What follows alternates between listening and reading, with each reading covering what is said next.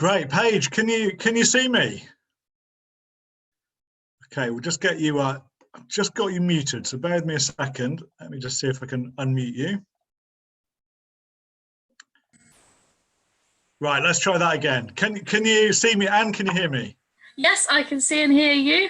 Brilliant. Can you see and hear me okay? I can. That's brilliant. Well, that's always a big relief. We've got the technology going, so that's great. So well done. Taken a trip off to the races, have you? Well, it's funny you should say that. So this week we're doing a series of sort of Foxtrot racing webinars. And this is the 7th webinar we've had this week. So been visiting sort of different people from around the industry. And every webinar, I've been visiting a different racecourse. So people have got to guess, those who are watching have got to guess which racecourse I'm at. So don't give it away, but you may recognise it, you may not. It's quite a tricky one to finish off the week. So, but don't say anything if you know. It's we're asking the members to guess, and at the end, I'll let everyone know which racecourse I'm visiting at this afternoon. So when does everybody join in? So now, so we've got people watching us now. So I see. Yeah, no, we're live. So we've got 45 people at the moment, Brilliant. Which is great. So, but lots and lots of people are joining us all the time. So we'll just kind of wait a minute and then let everyone join in with us. So we've got 45 people who have joined this afternoon, which is great. All people that are sort of in Foxtrots, in the different Foxtrot syndicates, just to sort of tie in. And the idea, just to explain to you, Paige, but more so those people that are watching, is I'm going to talk to Paige with a few questions. And there's an opportunity for anyone watching to ask any questions that they may have. At the bottom of your screen, there is a Q&A button. So you may need to touch the screen to get that to come up. But whether or not you're watching on the app or on your computer, you should be able to see a Q&A button at the bottom of your screen. If you tap on that, you'll be able to type in any questions that you want, and I'll pass on those to Paige sort of later on during this afternoon's webinar. So question and answers from our members, and then, but I'll start off just by asking Paige some more generalised questions to get a feel for what she's up to. So we've got 50 people now joined us to watch this afternoon, which is fantastic. So when I'll just explain, Paige. At the start of the week, I wrote a list of everyone that I wanted to, not the people, but the type of people that I thought would be really interesting. So we've had people like Ben Brain, who's the wind surgeon. He gave us a chat yesterday about what he does. We have had Jamie Snowden, Dr. Richard Newland. We've had Simon Holt, the commentator. So lots of different people. And obviously one was a jockey. And so I sent an email around to 20 people and said, which jockey would you like me to get? Of those 20, 19 said you. Yeah. So James, you're the one that said Sam Twiston Davies. So he didn't get an invitation, I'm afraid. So Paige, you're obviously very popular. So it's great that you've accepted the invitation to join us. Or I don't spend enough time talking to everyone at the races, one or the other. Okay, well, it's gone 5 o'clock and we're going to spend about half an hour talking to you. So if it's okay, I'll sort of kick off and we'll get everything going. We've got 51 people now joined us, so it's gone 5 o'clock, so let's get going. So Paige, first of all, let's just find out sort of how are you, what are you up to at the moment? How are you finding sort of lockdown? How is it for you? Well, to be fair, it's a very sort of surreal situation because every summer when Jamie Snowden starts getting quiet and he turns his horses out, it's always been the case that I've gone to go and ride out for a flat trainer through the summer. So actually, as soon as the whole situation sort of happened, I literally just, spoke to Jamie, and we obviously realised that there weren't really going to be that many horses to ride. So I sent the assistant trainer, Andrew Baldings, a text, and just basically to see if he would have me. And they're, funnily enough, they were a bit short-staffed at the time. Seems a bit funny. So I've been riding out there basically since the week after racing stopped. And because of the lockdown rules, they've sort of said I am literally just there. So I'm not doing any sort of schooling anywhere else. It's literally just at Andrews. But it's a funny sort of bubble where actually life goes on like normal. So apart from not going racing, I'm going to ride out in the morning, coming home, having lunch, doing a bit of exercise if I can afterwards. And so it's kind of weirdly normal. It's obviously quite difficult, but I actually, in a funny sort of way, I've sort of associated it with having an injury in a funny sort of way, but because it's a really tough mental situation having an injury, and this is almost easier because we know that we're not missing out on anything in the process. So having that sort of outlook on it, I found it a lot easier to cope. And as I say, like for myself, I count myself lucky that it's a chance just to take a step back and sort of reset a little bit actually, and sort of reevaluate goals and where I'd like to be, and try and get my fitness up a bit, and sort of concentrate on myself mostly for once, which is a funny situation to be in. Yeah, it's really interesting. I mean, one thing I wanted to ask you about was sort of fitness, and so obviously you're riding out, that must maintain your fitness, but are you, I mean, have you heard about other jockeys? What are they doing at the moment to sort of maintain fitness levels? It must be quite difficult. I think what's most difficult is that, especially for the jumps jockeys, we can't, we're not riding till the 1st of July.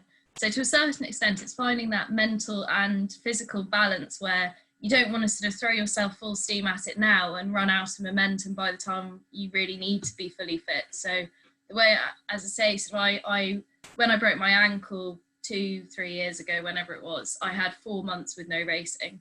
So I sort of have been associating it kind of to a certain extent with my rehab from that. So building up my fitness. So the first 3 weeks I took basically as a holiday, and I sort of said to myself, right, now some time just to completely chill, you've had a long winter, need to reset a little bit.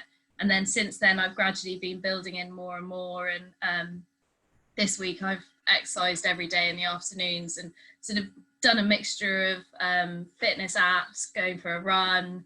I've also got a road bike so I can go out on that, but I think a lot of jockeys, it's sort of what suits them.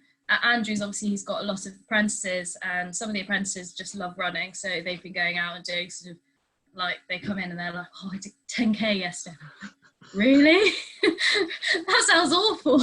And they just enjoy it. But especially one of them actually has been, this morning he went for a run, he goes on his bike in his room in the afternoon, and then one of the girls there does like a fitness class in the evening, and he's been doing all 3 like full days a week. So but they're obviously hoping to be back a bit sooner, but I think some, they're taking it quite seriously, and a lot of jockeys do enjoy exercising anyway, I think. So it's just nice for a lot of people, I think, to be able to do it without having the pressures of reaching the weights and having to worry about everything else that goes with the job. And I mean, do you think weight is an issue? I mean, not solely for you, but in general, or, I mean, do you personally find it very easy? And what's the situation for you in terms of keeping your weight steady in these sort of times?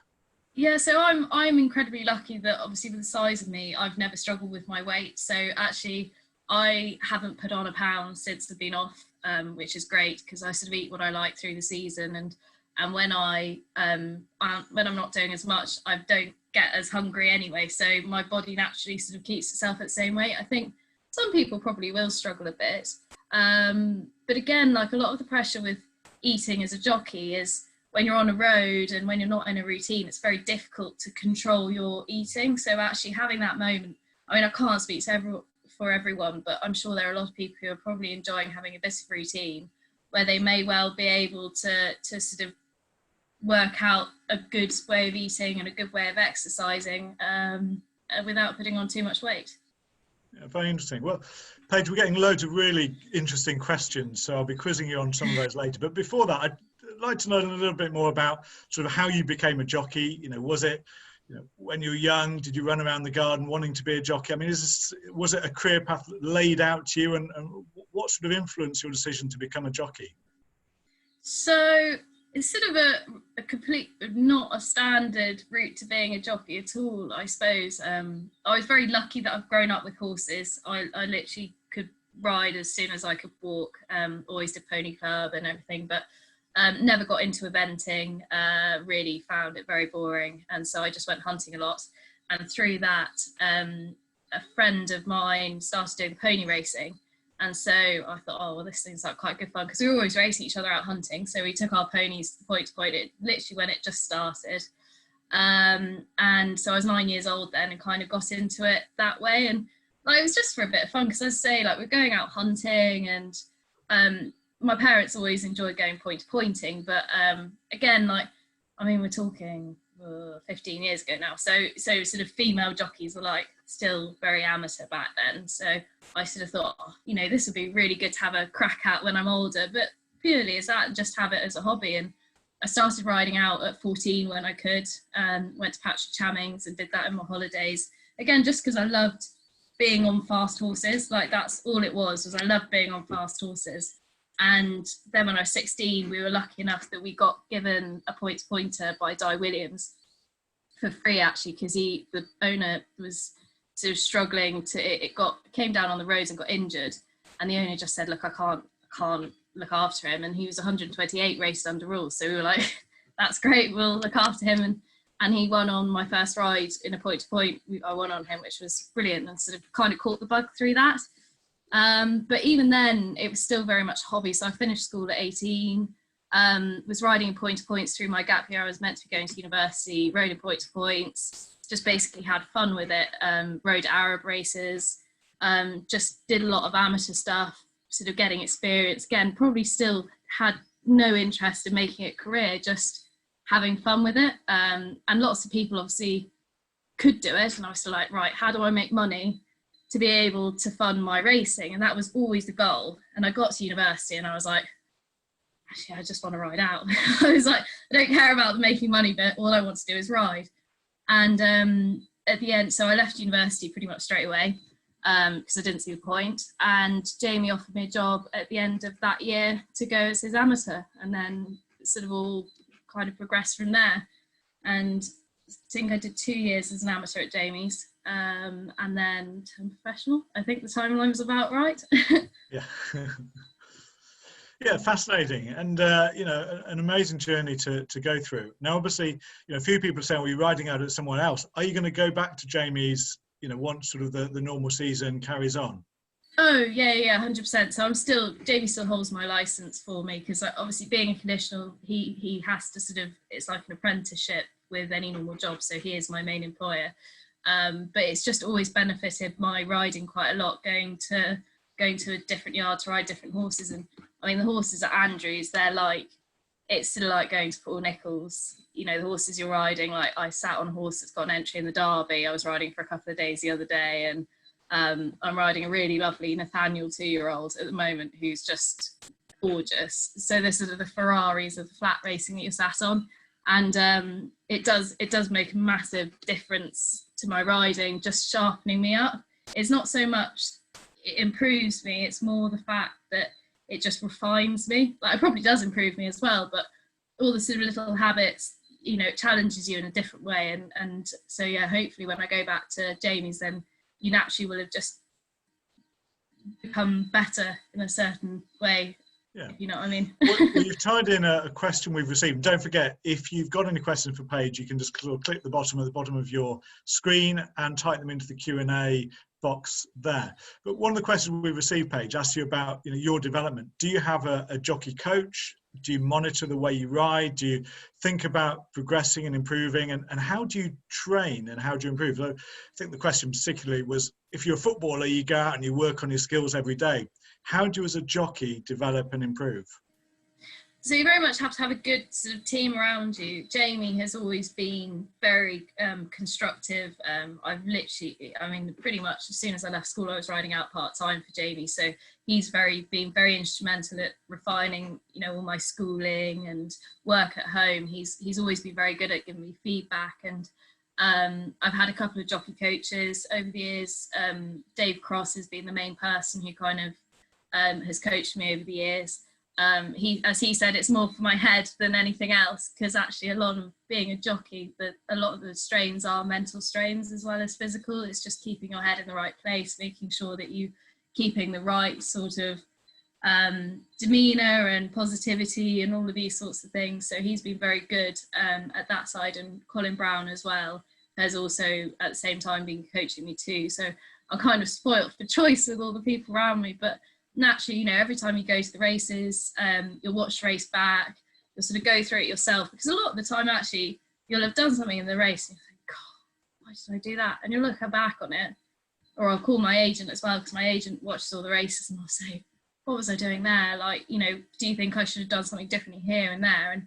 And once you've spoken it through, you realise that actually it probably wasn't as big a deal as you thought, but it's good that you recognised it, because then you can improve it for the next time. And then also you might call them up and they'll say, well, that wasn't a big deal, but do you not realise you did that there? So, you know, there are lots of people that that you do sort of speak to after a race and get feedback, and all of that sort of contributes. And I say also training wise, you know, obviously fitness is key, but we've got these simulators which aren't you push them yourself, but they're exercises if people have seen them, and they kind of emulate pushing out a horse. So just to refine your whip technique and balance and pushing, you learn on those, really. Really interesting stuff. And so I'm just having a look now at some of the other questions we've received. So we'd like to understand, here's a good one. You're just talking there about the mental aspect. So do you get grumpy when you don't win? Yes. Well, actually, if it's, I always think, funny enough, sometimes I even get grumpy when I win, because if I don't feel like I've done the best job possible, even if I've won, I will go back home and I'll be angry that it wasn't the perfect situation. Whereas if it was the perfect situation and you finish second and third, and like, for example, it'd be like going to Cheltenham and your horse finishing second or third. Okay, you're gutted that you didn't win, but at the same time, if everything fell right and it ran above its odds and it ran very well, you can be absolutely delighted. So sometimes I can come back happier with a horse that has shown a lot more than we would expect, or it's looking promising. I'll come home happier sometimes than if I've had a winner and I think that I messed up, and you know, I could have done a lot better, if you see what I mean. Definitely, yeah. No, really interesting. Well, we've got quite a few Hogan's Heights Syndicate members, and of course Anything for Love Syndicate members in here as well. So lots of supporters for the fan club. One thing that often comes up, you know, from the question says, you're very good at front running. I don't know if you think that, but I think judging the pace, you know, a lot of people, the way, you know, you rode Anything for Love. One question, how do you know where you're going? How do you not get lost? How does it actually work in practice? How do jockeys know which course to take? Well, luckily we do end up going around these tracks quite a lot, so that sort of does help. And certainly from riding on a track more, you also learn where the ground will be worse, more cut up, you know, all of these sorts of things. So like if it's raining on the day, Worcester, for example, you know that the stand size is going to be quicker, and you kind of learn that through experience, but and listening to the other jockeys and what they're talking about. But especially when you're getting out, like if I haven't been to a track in a while, I'll run a lap of the track, or if it's a big day, then I'll go and I'll run a lap of the track just to familiarise myself. And I also find that running especially is particularly good when you're going to look at a track, because you notice a lot more how the layout of the land is. So like you might not realise that it's quite uphill because it might look flat. Like for example, Newbury is a very stiff home straight with an ever so slight sort of rise, and you can't get a breather in, and you sort of recognise that in how the horse would feel as well, you know. And you might come to a bit which is a bit downhill which you didn't even realise, but actually you're getting a little bit of a breather in. But also on the track it's very clearly laid out, so we'll have white railings all the way around, and in general it's pretty difficult to not realise which side of the markers you're going to go, because you normally look for the next obstacles. Yeah, so luckily, as you can see behind in the map behind you, like it's all quite straightforward with the railings, so you can't really go wrong. Well, I think they've taken down some of the railings here actually, because maybe they're not racing for a while, but I don't want to give away where I am. So. Yeah. And you mentioned there about talking to other jockeys. What happens sort of in the changing room when you're at the start? Is it all very open and honest, or do you get a little bit of, well, you know, I'm going to lead and then they don't, and these are my tactics or my instructions from my trainer are to, you know, drop in, and then they go off at quite a pace? Do you get a bit of rivalry and tactics, or is everyone quite open and straightforward?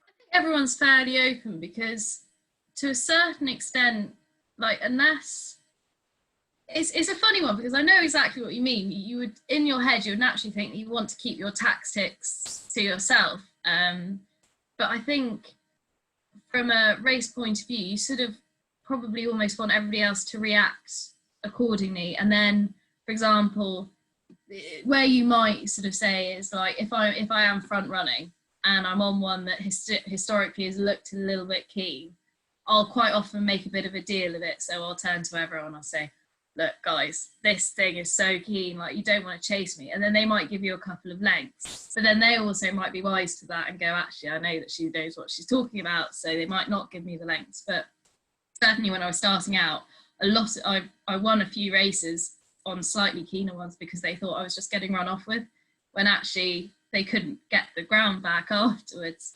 But yeah, in general, I think, you know, you also know, you get to know which jockey tends to do what. So, you know, for example, Daryl might say that he's going to go forwards, but you kind of know that that's probably not going to be very fast. Whereas if Dickie says he's going to make it, he's probably going to set good fractions. So you just, it's all sort of picking up the different, what everybody else is doing. But in a certain respect, you want people to also trust you. So if you are on a keen one, then you don't want them to try and be dangerous by making you keener and stuff like that. So these conversations, they presumably take place sort of in, I suppose, presumably not the changing room, but somewhere sort of behind the scenes before you come out to the parade ring. Yeah, it's normally changing rooms, sort of, especially for me, because obviously I'm in a separate changing room. So, you know, if you're on a horse that's got particular tactics and you know that far before the race, you'll sort of start putting feelers out. But a lot of jockeys won't get their instructions from their trainers before they get the saddle, or even if they're in the paddock. So most of the time you'll check the racing post, you'll see what horse does what, and then you'll go to each jockey and say, oh, you'll make it today, won't you? And he might go, oh, actually, he was a bit keen in front, so I'm going to try and get some cover. And then you then you can go into the paddock and say to everyone, look, this is what's happening. A bit like when Anything for Love went to Catterick. You know, it's a horrible situation because, especially in the conditional amateur races, a lot of people won't have the confidence to go against the instructions, quite rightly, because they're inexperienced jockeys and it might not be they haven't got as much experience. Like if Gavin in a situation is going to know a lot more variables than an inexperienced jockey. So like that day when I came out and I was like, we know we don't want to make it, but at the same time, everybody's already said they 100% aren't. And so that day was a day where I sort of said to everyone, I'm 100% not making it, and I gave no impression of the fact that I was going to make it. But when I realised that it was going to go too slowly, I was just like, right, I've got to go. But actually, people don't, you know, that does happen, but not particularly often. Well, I think that's one of the great things, Paige, we found about using you, the ability to improvise and having the confidence to recognise when a situation, you know, plan A isn't working and racing isn't straightforward. And often, you know, you might think you've got the tactics right, but then the race just doesn't work out in the way that you expected. And I think, as you say, that example of Anything for Love, where we wanted to hold her up because she'd run very green previously, but then there was no pace at all. We knew she was an out-and-out stayer running over really 2 miles. And you very sensibly said, well, I know what I've been told to do, but actually that's not going to work, so I need to change it. And I think having jockeys such as you with the confidence and to know that actually plan A isn't working, let's switch to plan B, I think is very, very important. And we're very fortunate to have jockeys like you on our horses.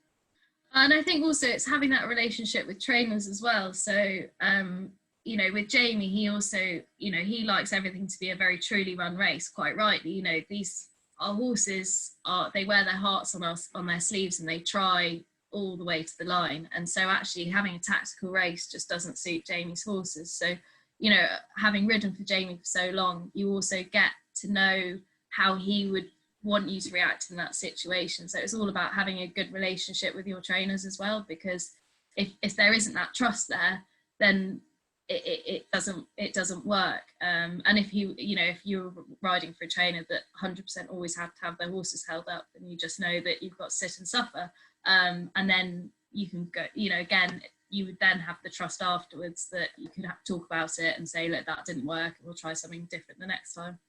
Yeah. So talk about Anything for Love. Let's just speak about her for a minute. So obviously she's run twice, she's won twice. Is she your favourite horse? Oh, she's, you know what? She is so kind at home as well. You know, just, she is the exact sort of mare that you would want to have. Obviously, she's got stiff rivalry with some others, but she's got to be up there. She's so kind, and she does wear her heart on her sleeve. And that was, her last performance was a very gutsy performance. And actually, to be fair, you Toxter, the ground was desperate that day as well. So both runs, she's been very, very tough. And there is a lot to like about her. And of course, Hogan's Height, you've won on Hogan's Height for us. But what I'm perhaps interested here is, you know, you've done a lot of the schooling for Hogan's Height. So can you explain sort of your role with Jamie in terms of schooling, how that works, and what role you play? So, as I say, I've obviously pretty much been with Jamie between part-time and full-time for 6 years now. So again, it's sort of a trust thing where he likes the way I school, and we work together, we teach the babies. So, you know, we'll get them working away and run them in bumpers, and then we'll teach them to sort of jump the smaller jumps and get them onto the bigger hurdles. I sort of go in there most days a week, and he lets me go and ride out for other trainers as well to keep the relationships with them going. But, you know, most days, you know, Tuesdays are work mornings, so I'll probably have two work. We normally ride 3-4 lots, so two lots will probably be work lots. Either a youngster or an older horse. Obviously, throughout the season, you kind of have horses coming to the race fitness at different times. So we'll always be working different horses, and you know, he might stick me on a baby that he wants to learn a bit more about, and each rider gives different feedback. So in general, you'll keep a certain rider on a certain horse, but obviously, if you want to learn a bit more about it, he'll switch me or Ben Hicks on, or you know. We've also got Rodney Farrant, who was obviously a very good jockey himself. So, you know, depending on what sort of piece of work Jamie wants to do, he'll mix the riders around. So I think it's all a massive team effort to get them all to the track. And, you know, between different work jockeys and me and Ben, obviously, you know, we school every Wednesday. Work mornings are Tuesday and Saturdays, and schooling mornings are Wednesdays. And so we'll take a whole load up every Wednesday and jump them over the hurdles or fences or baby hurdles. And yeah, it just sort of, all the feedback accumulates into sort of a big pot of hopefully getting horses at the right place at the right time. You certainly get an impression it's a real sort of team effort. You know, when that horse gets to the race course, you know, people such as yourself have actually put in a huge amount of work and effort to getting that horse ready and prepared. Yet it may be another jockey that's actually sat on board, you know, for the race. Can that be frustrating, or do you just see yourself as sort of part of the team? I think it's very much part of the team, because it swings and roundabouts. Like, you know, I'm very fortunate to ride horse. You know, Gavin is Jamie's first jockey, and that if you know that's the situation, then you kind of, it just is that situation. And however like frustrating it might be, it's not that frustrating. It's more, but if he's the first jockey and he has to go somewhere else, then I'll get the opportunities to ride them elsewhere as well. So for example, Gavin was actually off injured, but I was going to go to Hexham anyway. But when Thomas McDonough first ran second time over hurdles, he went to Hexham for a novice hurdle. Gavin was meant to go to Fontwell. Sam actually went to Fontwell instead of him. But I went to Hexham and got to ride Thomas McDonough. So, you know, he's obviously turned out very smart horse, and I went to Cheltenham with him. And Gavin did actually get back on him for one of his novice hurdles later on. But again, you know that it swings roundabouts, and even though you might have not been able to ride in that time, you'll get another opportunity down the line when Gavin has to go somewhere else, and I'm available. So it does work out that you still get to ride the nice horses. You just like, and it means I also have time to ride for my other people. So when Gavin won on Thomas McDonough at Foss Last, I could go to Plumpton, and I actually had a winner at Plumpton for Zoe Davison.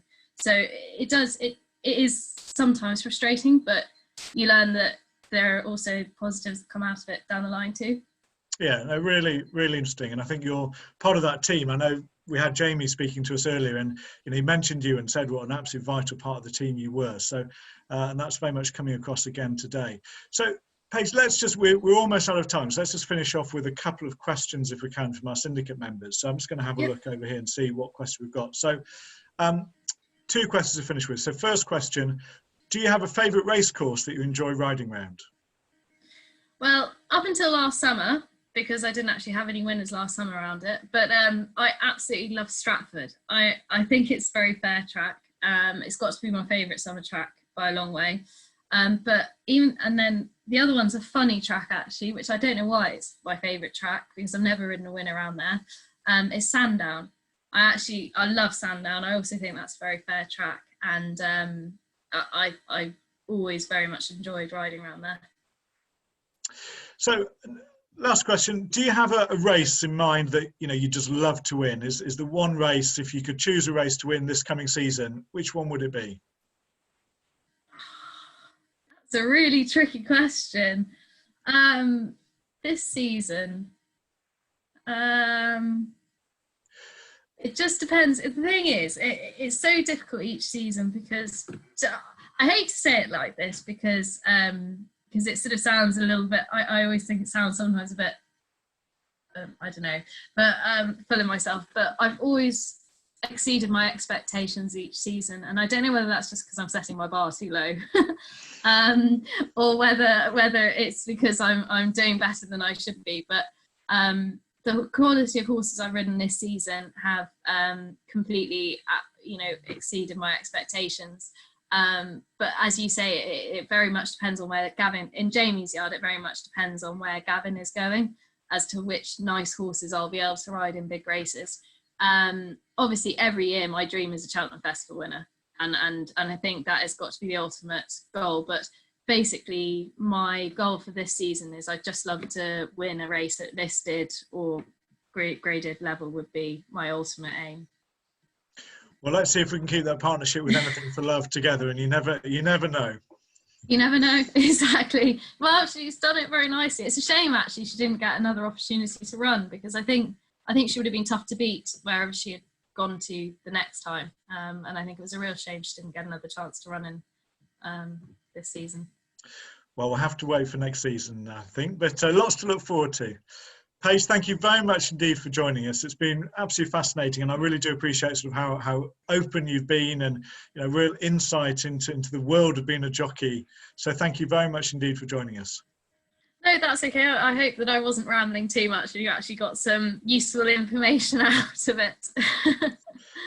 No, that was great. Well, I'm sure we'll be seeing you either at Jamie's or on the race course sometime in the new season, once we're all allowed to get back to the races.